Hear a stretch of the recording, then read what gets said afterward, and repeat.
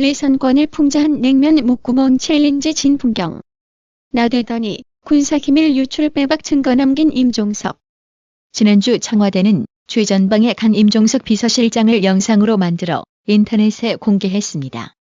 그런데 홍보 영상에는 군사보안상 감춰야 할 정보가 버젓이 노출돼 있었습니다. 이것은 국가의 안전 보장을 위하여 지켜야 할 군사에 관한 기밀을 외부에 유출한 군사기밀 유출죄에 해당됩니다. 임종석이 군사기밀 유출죄 빼박 증거 영상을 남겨놓았으니 대한민국 법은 임종석을 어떻게 처벌할지 앞으로 귀추가 주목됩니다. 지난주 유튜브 청와대 계정에 올라온 홍보 영상입니다. 임종석 비서실장이 직접 나레이션을 맡아 자신이 다녀온 화살머리 고지 공동 유해 발굴 현장을 설명합니다. 지난 17일 강원도 철원의 남북 공동 유해 발굴 현장에 다녀왔습니다. 서울에서 헬기로 35분 거리더군요. 그런데 공개해선 안 될 정보가 그대로 노출됐습니다. 비무장지대한 감시초소, 즉 GP로 들어가는 우리 측 통문이 고유 번호와 함께 위치가 공개된 겁니다. 통문은 우리 장병들이 지뢰를 피해 다니는 길목이자 유일한 비상구입니다. 또 건너편 북한 초소 위치도 고스란히 등장합니다. 국방 보안 업무 훈령에서 경계 상태를 드러내는 내용은 촬영을 금지하고 있습니다. 당시 청와대는 북한 GP 초소와 국군의 무기류, 통문 숫자는 공개하지 말아달라고 언론에 요청하면서 정작 청와대가 지키지 않은 겁니다. 우리 작전 요원들한테 위해를 가져다 줄 수 있는 대단히 위험한 일입니다. 현재 해당 영상 조회수는 24,000건이 넘습니다. 청와대는 실수였다고 해명했지만 비판은 커지고 있습니다. 채널A 뉴스 추선입니다.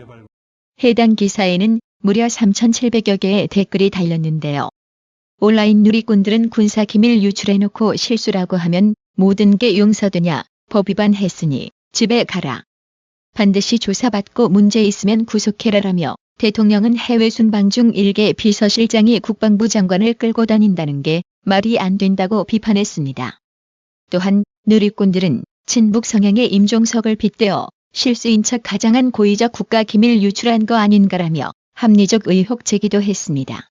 이렇게 일개 비서실장이 주제도 모르고 나대다 보니 이제는 이것을 빗대어 청와대 청원 게시판에 임종석 대통령님 경제 좀 챙겨주세요라는 임종석의 월권을 비꼰 청원도 쇄도하는 진풍경이 연출되고 있습니다.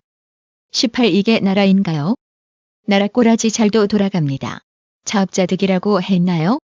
최근 청와대 국민청원 게시판에 임종석 비서실장 관련 글로 넘쳐나고 있는데요. 한 청원인은 게시판에 임종석 비서라는 제목의 청원을 통해 대통령 흉내내기 임종석 비서는 자진 사퇴가 답이라며 문재인 대통령은 탄핵 소리를 못 듣나라고 분노했습니다. 또 다른 청원인도 임종석 비서실장을 해임해달라는 제목의 청원을 통해 비서실장이 너무 나대는데 눈꼴 시린 거 참는데도 국민들의 한계가 있다며 비무장지대에서 선글라스, 청와대 홈페이지 내 나레이션까지 무슨 국정이 예능인가. 선택을 해달라. 대선 준비를 하든가 연예인을 하든가라고 분노했습니다. 어떤 청원인은 차라리 임종석 비서실장을 대통령 권한 대행으로 맡기고 문재인 대통령은 하야하라고 했습니다. 이에 11월 2일 윤영호 자유한국당 부대변인은 뉴데일리와의 통화에서 청와대 국민청원 게시판뿐 아니라 네이버나 다음 등 주요 포털에서도 임종석 비서실장을 임종석 대통령으로 비유하는 여론이 많다. 다 임종석 비서실장 행보 때문으로 보인다고 했습니다. 또 스티븐 비건 미국 국무부 대북정책특별대표가 대북 문제 때문에 지난달 29일 방한했을 때도 국가안보를 담당하는 정의용 국가안보실장보다도 임종석 비서실장을 먼저 만났다고 한다며 임종석 비서실장이 선보인 일련의 행보들을 종합하면 국민들로 하여금 상황의 이미지를 심어주기 충분하다고 설명을 더했습니다.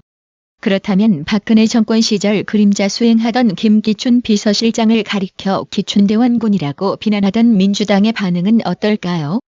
박근혜 정권 시절 그렇게 책임 총리제 외치던 민주당이 지금 왜 이렇게 침묵하고 있을까요? 책임 총리제가 아니라 책임 비서실장제 할 생각인가요? 이런 꼬라지를 두고 내로남불 전형이라고 하는 겁니다. 여의도 출장소는 지금 민주당이 하고 있는 거 아닌가 말입니다. 리선권 북한 조국평화통일위원장이 지난 9월 평양회담 기간 중 대기업 총수들에게 냉면이 목구멍으로 넘어갑니까라고 핀잔을 줬다는 보도가 나온 뒤 파장이 확산되고 있습니다. 국민들 사이에서는 글로벌 기업의 총수들이 북한으로부터 왜 그런 소리를 들어야 하느냐, 상전이냐며 개탄 어린 목소리가 나왔으며 심지어 SNS에서는 이를 풍자하는 릴레이가 시작됐습니다. 자유주의 우파 성향 이용남 영화감독은 10월 31일 밤 자신의 페이스북에서 냉면을 먹는 사진과 함께 목구멍 챌린지 릴레이라는 제목의 게시물을 올렸습니다. 정부가 항의하지 못한 것을 국민들이 나서서 항의하겠다는 의도로 풀이됩니다. 이 게시물은 하루도 지나지 않아 200여 개의 공감이 눌리며 적지 않은 호응을 얻었습니다. 한 네티즌은 대국민 릴레이로 가야 한다며 웃음 지었고 이용남 감독은 냉면 목구멍에 잘만 넘어간다며 최공재 감독을 다음 주자로 지명했습니다. 현재 최 감독이 지목한 페이스북 유저 이계희 씨가 동참했으며 이계희 씨 또한 다음 주자로 2명을 지목하면서 릴레이 참여가 예고되고 있습니다. 최대현 펜앤드마이크 부장도 네 번째 주자로 거론되면서 11월 1일 펜앤드마이크의 팬 뉴스 진행 중 참여했고 정교재 대표 겸 주필도 깜짝 찬조 출연해 시청자들의 큰 관심을 끌었습니다. 최대현 부장은 다음 주자로 배현진 자유한국당 부대변인과 황성욱 변호사를 지목했습니다. 이 냉면 릴레이가 어디까지 진행될지 앞으로 귀추가 주목됩니다. 영상뉴스 작업 중 김세혜 MBC 전 기자도 황인희 대표의 지목을 받아 냉면 목구멍 챌린지 릴레이에 참가했다며 인증샷을 게재했습니다. 11월 3일 녹색경제 온라인 매체는 방북 당시 북한 고위 당국자의 이른바 냉면 발언이 논란이 되고 있는 가운데 방북 재계 인사들이 부담감을 느끼면서 방북 모임 참석 등의 냉기류가 감돌고 있다며 손경식 한국경영자총협회 회장이 최근 방북 특별수행단 친목 모임에서 좌장 자리를 제안받았으나 고사한 것으로 확인됐다고 보도했습니다. 이날 모임은 방북단 200여 명 중 52명의 특별수행원이 참석 대상이었습니다. 하지만 이날 모임 자체의 부담을 느낀 대기업 총수들이 대거 불참하면서 실제 참석자는 3분의 2 수준에 그쳤다고 합니다. 박용만 대한상공회의소 회장과 이재용 삼성전자 부회장은 해외 출장으로 불참했고 최태원 SK그룹 회장과 구광모 LG그룹 회장, 최정우 포스코 회장 등도 일정을 이유로 참석하지 않았다고 합니다. 주요 대기업 총수들이 불참하자 재계에선 남북 경협이 모임의 화두가 될 게 뻔한 상황에서 재계 총수들이 큰 부담을 느꼈다는 해석이 나왔습니다. 미국과 유럽연합 등이 주요 수출 시장인 주요 대기업이 국제사회의 대북 제재가 여전한 상황에서 섣불리 남북 경협에 나섰다가는 워치리스트, 감시 대상에 오를 수 있다는 점을 우려했다는 것입니다. 문재인 좌파 정권이 미국과 국제사회의 대북 제재 분위기 파악도 못하고 그저 남북 경협만을 위해 우리 기업을 사지로 몰아넣고 있는 꼬라지입니다. 아주 잘 하고 있습니다. 이번 기회에 대한민국 경제 제대로 참아라 먹어보기를 바랍니다. 리선권의 냉면 도발 발언에 대해 오죽했으면 서훈 국정원장도 사실이라면 용납할 수 없는 일이라고 했고 노무현 정권 시절 통일부 장관을 지낸 정세현 전 장관마저도 10월 31일 북한 리선권 조국통일위원장이 평양을 방문한 경제인들에게 냉면이 목구멍으로 넘어가나라고 말한 것에 대해 북쪽에서 심각하게 보고 사과를 하든지 조치를 취해야 된다.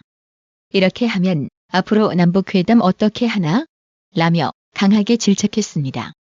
마이크 폼페오 미국 국무장관은 북한의 핵무기 폐기를 직접 검증하고 볼 수 있어야 한다며 그 전까지 제재 해제는 없을 것이라고 밝혔습니다. 북한과의 협상에서 교착 상태에 빠진 뒤 많은 돈을 쏟아 부었던 과거 행정부와는 다를 것이라는 점도 강조했습니다.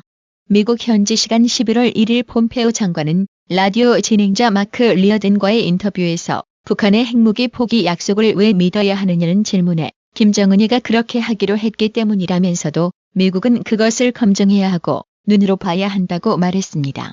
그러면서 어느 누구도 트럼프 대통령이나 폼페오 장관 자신 혹은 미 행정부가 누군가의 말을 곧이곧대로 받아들일 것이라고 생각해선 안 된다며 우리는 볼 필요가 있고 알 필요가 있다고 거듭 강조했습니다. 그러면서 미국이 그렇게 할 수 있을 때, 즉 검증할 수 있는 기회를 갖게 될 때 북한에 가해진 경제적 제재는 해제될 것이라고 밝혔습니다. 폼페오 장관은 같은 날 라슨과의 인터뷰에서도 검증이 전부라며 검증을 강조했습니다. 폼페오 장관은 몇 주 전 김 위원장과 만났을 때 그가 비핵화에 대한 약속을 거듭 확인했다며 다음 단계가 어떤 모습이어야 할지를 놓고 약간의 진전을 이뤘다고 말했습니다. 이어 머지않아 정상회담을 갖게 되길 바란다며 이 정상회담에서 또 한 번의 실질적인 움직임이 만들어질 것이라고 덧붙였습니다. 다만 구체적인 시점에 대해선 언급하지 않은 채 단지 시간이 말해줄 것이라면서 폼페오 장관은 트럼프 행정부의 대북 접근법이 전임 행정부 때와 다르다는 점도 강조했습니다. 나라의 TV는 보다 더 양질의 컨텐츠를 생산하기 위해 자발적 구독료를 후원 형식으로 받고 있으니 많은 성원 부탁드립니다. 시청해주셔서 감사합니다. 구독은 꼭 눌러주세요.